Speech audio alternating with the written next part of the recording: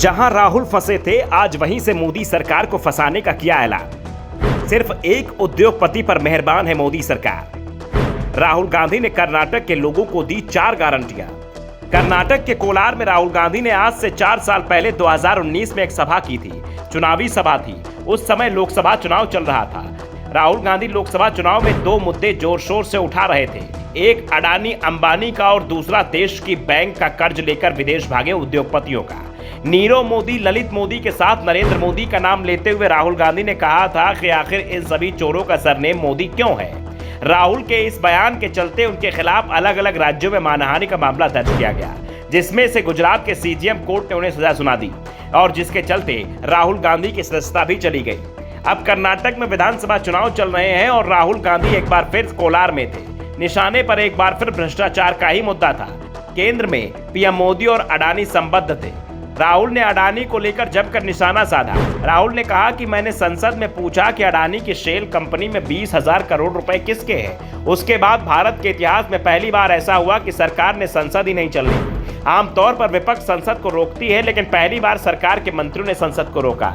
मैंने अडानी का मुद्दा उठाया था तो सरकार ने संसद में चर्चा ही नहीं करने दी। मैंने लोकसभा अध्यक्ष से कहा कि मुझे सदन में बोलने के लिए समय दिया जाए, लेकिन सांसद होने के नाते मैंने समय मांगा था, मुझे बोलने नहीं दिया गया। बीजेपी सोचती है मुझे संसद से हटाकर दबाव बनाकर डरा देंगे, मैं इनसे नहीं डरता। मैं फिर दोहराता हूं कि प्रधानमंत्री जी 20,000 करोड़ रुपए अडानी के शेल कंपनी में किसके हैं।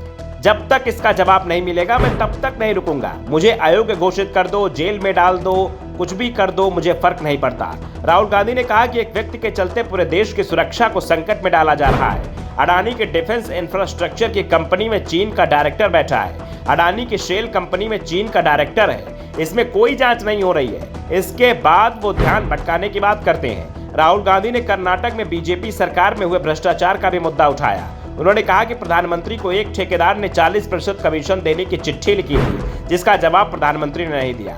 प्रधानमंत्री जी, अगर आप हजारों करोड़ रुपए अडानी को दे सकते हैं तो हम गरीबों, महिलाओं, युवाओं को पैसा दे सकते हैं। आपने दिल भर के अडानी की मदद की, हम दिल भर के कर्नाटक के लोगों की मदद करेंगे। कर्नाटक की जनता को प्रधानमंत्री को संदेश देना चाहिए। प्रधानमंत्री ने अडानी जैसे लोगों की मदद की और कर्नाटक में बीजेपी की सरकार ने क्या काम किया, उन्होंने 40% कमीशन खाया है। कर्नाटक की बीजेपी सरकार ने हर एक काम में 40% कमीशन खाया।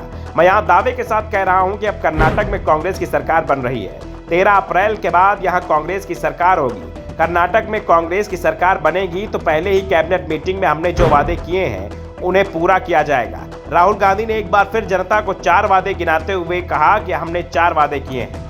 पहला है, हर घर के परिवार को 200 यूनिट मुफ्त बिजली दी जाएगी। दूसरा वादा है कि हर महीने हर महिला को 2,000 रुपए दिए जाएंगे। तीसरा वादा है कि हर महीने हर परिवार को 10 किलो चावल मुफ्त दिया जाएगा।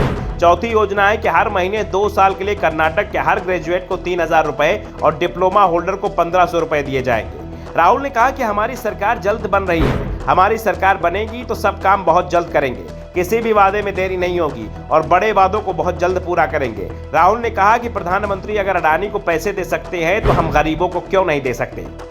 Bureau report, the Indian news.